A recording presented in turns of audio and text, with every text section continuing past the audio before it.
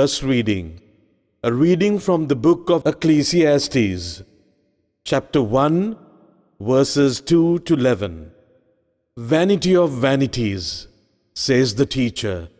Vanity of vanities, all is vanity. What do people gain from all the toil at which they toil under the sun?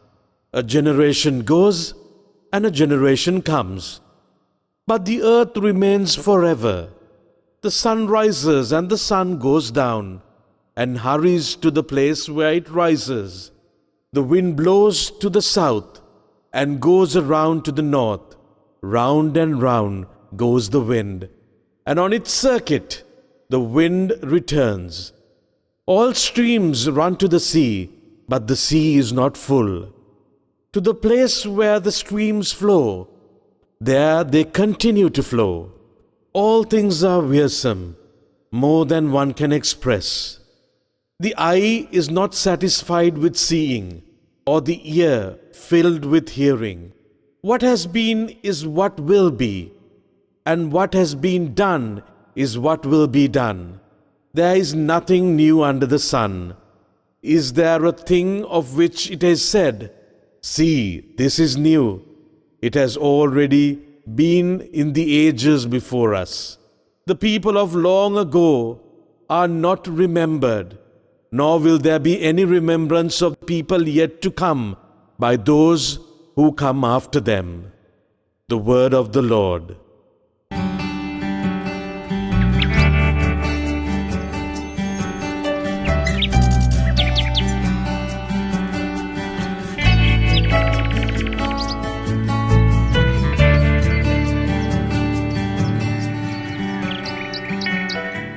Dear Jesus, you are powerful at the sight of God, since you spoke the truth. And even John the Baptist was powerful at the sight of God, since he spoke the truth. Whereas Herod, he was powerless at the sight of God, since he did not speak the truth. Therefore, dear Jesus, help us always to speak the truth and to stand for the truth, so that we may become powerful at the sight of God. A reading is taken from the Holy Gospel according to St. Luke, chapter 9, verses 7 to 9. Now Herod the ruler heard about all that had taken place, and he was perplexed, because it was said by some that John had been raised from the dead, by some that Elijah had appeared, and by others that one of the ancient prophets had arisen. Herod said, "John I beheaded, but who is this about whom I hear such things?" And he tried to see him.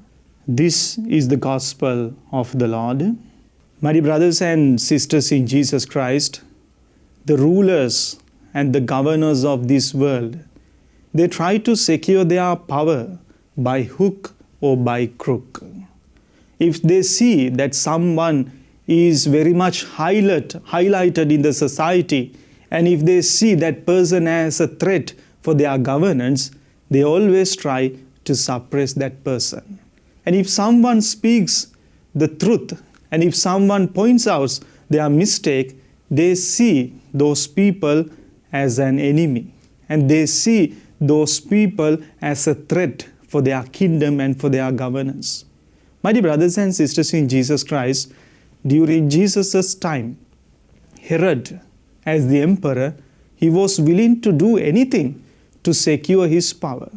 And he saw those truthful people as a threat for his governance. Especially he saw John the Baptist as a real threat for his governance, because John the Baptist very openly said to Herod, "It is not right to take your brother's wife, Herodias, as your wife." Therefore, Herod saw John the Baptist as an enemy. That is why he was imprisoned. My dear brothers and sisters in Jesus Christ, after killing John the Baptist, Herod came to know that he came to know about Jesus. And he thought that John the Baptist has come back to life in the person of Jesus. And he saw Jesus also as a threat to his governance. Therefore, he was looking for Jesus. My dear brothers and sisters in Jesus Christ, the kings and the emperors like this, they were always in a state of anxiety. They did not have inner peacefulness within themselves because they knew that their power is temporal. They knew that the power that they hold can be lost within few instants. Therefore, they were always trying to secure their power by hook or by crook. Whereas those people, those who were powerful at the sight of God, the persons like Jesus, John the Baptist, they had that inner peacefulness within themselves. They knew that their power and their authority depend solely in God. Therefore, they always try to depend on God, and they always try to do the will of God. Whereas Herod and the other emperors and kings, they even acted against the will of God to secure the power of God.